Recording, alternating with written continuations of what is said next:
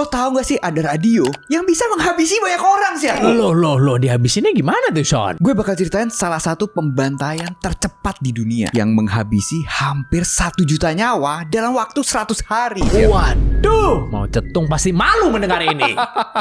Sebelumnya gue bakal ceritain sedikit ya tentang konflik yang terjadi di negara Rwanda, Afrika. Penduduk di sana itu terbagi oleh 3 kelompok, Set. Yang pertama ada Hutu, yang adalah mayoritas. Kedua Tutsi, itu dia minoritas elit. Ketiga itu Twa, dia minoritas kecil. Sebelum penjajahan oleh Belgia di tahun 1898, hubungan antar 3 kelompok ini damai. Tapi Belgia mulai memecah belah itu, sampai mereka itu membuat kartu identitas etnis. Di masa penjajahan itu, Tutsi itu dianggap lebih tinggi dan cocok jadi pemimpin. Sementara mayoritas yang ada, yaitu Hutu, dianggapnya kelas bawah. Di masa itu penjajah terus-terusan menanam permusuhan kelas, yang akhirnya lama-lama jadi permusuhan etnis. Sampai akhirnya di tahun 1959, setelah penjajahan berakhir, terjadi revolusi Hutu yang membuat banyak pemimpin-pemimpin Tutsi melarikan diri. Tapi sistem kartu identitas etnis buatan Belgia tetap bertahan sampai tahun 1994. Sekarang pertanyaannya, apa yang terjadi di tahun 1994? Sekarang kita masuk ke bagian terpanasnya nih. Di Rwanda itu ada sebuah stasiun radio bernama RTLM, didirikan di tahun 1993 oleh politikus dan pengusaha ekstremis Hutu. Radio itu dikemas dengan gaya radio anak muda gitu. Ada musik hits, humor, gosip, dan obrolan tongkrongan. Intinya orang ngerasa RTLM ini radio gaul lah di masa itu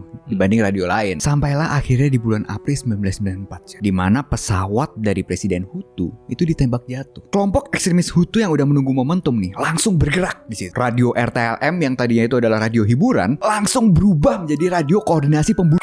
Mereka membacakan nama-nama target Tutsi sampai alamat lengkapnya, Zed. Langsung diomongin di radio tuh, Omer. Langsung. Bahkan mereka juga memberikan instruksi real time. Contohnya nih, ada kecoa bersembunyi di rumah warna biru dekat pasar. Kecoa itu sebutan buat kelompok Tutsi. Jadi maksudnya kayak hama yang harus diberantas gitu. Terus ada lagi, misalnya pergi ke gereja X. Mereka pada ngumpul di sana. Kadang juga ngompor-ngomporin gitu. Kayak Hutu sejati harus turun ke jalan hari ini. Makanya banyak pembunuhan dilakukan tepat setelah RTLM mengumumkan titik lokasi. Bahkan orang yang tadinya nggak berniat ikutan malah jadi ikut karena takut dicap pengkhianat lah, atau sekedar ikut arus massa. Sampai akhirnya, Zed, sekitar 800.000 orang tewas hanya dalam waktu 100 hari. Sampai penelitian setelah genosida menunjukkan kalau desa-desa yang menerima sinyal RTLM memiliki tingkat pembunuhan lebih tinggi 65-77% dibanding desa yang sinyalnya lemah. Ini berarti RTLM bukan cuma pengiring genosida, tapi RTLM menyebabkan genosida semakin efektif dan terkoordinasi. Itulah kenapa RTLM dianggap contoh terbesar dalam sejarah bagaimana media massa itu bisa mengubah warga biasa menjadi pelaku kekerasan. Setelah itu banyak tokoh RTLM yang ditangkap dan diadili oleh ICTR. Para penyiar dan pemiliknya dijatuhi hukuman panjang atas kejahatan terhadap kemanusiaan.